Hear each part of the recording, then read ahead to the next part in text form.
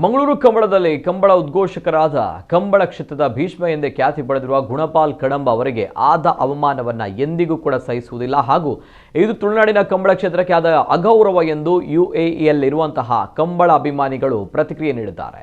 ಮರಳು ಭೂಮಿಯಲ್ಲಿ ದುಡಿತಾ ಇರುವ ನಾವು ಅತಿ ಪ್ರೀತಿ ಹಾಗೂ ಭಕ್ತಿಪೂರ್ವಕವಾಗಿ ಕಂಬಳವನ್ನ ಆರಂಭದಿಂದ ಅಂತ್ಯದವರೆಗೆ ಮೊಬೈಲ್ ಫೋನ್ ಅಥವಾ ಇನ್ನಿತರ ಪರದೆಯಲ್ಲಿ ವೀಕ್ಷಿಸುತ್ತೇವೆ. ನಮಗೆ ಕಂಬಳದ ಸವಿಯನ್ನ ಇನ್ನೂ ಹೆಚ್ಚಿಸುವವರು ಕಂಬಳ ಉದ್ಘೋಷಕರು. ಅಂತಹ ಉದ್ಘೋಷಕರಿಗೆ ಈ ರೀತಿಯ ಅವಮಾನವನ್ನ ನಾವು ಎಂದಿಗೂ ಸಹಿಸುವುದಿಲ್ಲ ಎಂದವರು ತಿಳಿಸಿದ್ದಾರೆ.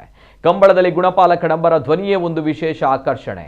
ಅವರ ಧ್ವನಿಯಿಂದ ಕಂಬಳದ ಇತಿಹಾಸವನ್ನ ಕೇಳಲು ಕಂಬಳ ಅಭಿಮಾನಿಗಳು ನಿರೀಕ್ಷೆಯಲ್ಲಿರ್ತಾರೆ. ಲಕ್ಷಾಂತರ ಅಭಿಮಾನಿಗಳನ್ನ ಹೊಂದಿರುವ ಕಡಂಬ ಅವರಿಗೆ ಮಾಡಿದ ಅವಮಾನವನ್ನ ನಾವು ಎಂದಿಗೂ ಕೂಡ ಸಹಿಸುವುದಿಲ್ಲ. ಕಳೆದ ಕಂಬಳದಲ್ಲಿ ಅವಮಾನವನ್ನ ಮಾಡಿದವರು ನಾಳೆಯ ಮಿಯಾರಿನ ಕಂಬಳದಲ್ಲಿ ಕ್ಷಮೆ ಕೇಳಬೇಕು ಹಾಗೂ ಮುಂದಿನ ದಿನಗಳಲ್ಲಿ ಕಂಬಳ ಕ್ಷೇತ್ರಗಳಲ್ಲಿ ಇಂತಹ ಘಟನೆಗಳು ಮರುಕಳಿಸಬಾರದು. ಈ ಬಗ್ಗೆ ಕಂಬಳ ಜಿಲ್ಲಾ ಸಮಿತಿ ಮತ್ತು ಕಂಬಳ ರಾಜ್ಯ ಅಸೋಸಿಯೇಷನ್ ತುರ್ತು ಕ್ರಮಗಳನ್ನು ತೆಗೆದುಕೊಳ್ಳಬೇಕು ಎಂದು ನಮ್ಮ ಕಂಬಳ ಟೀಮ್ ದುಬೈ ಸದಸ್ಯರು ಆಗ್ರಹಿಸಿದ್ದಾರೆ.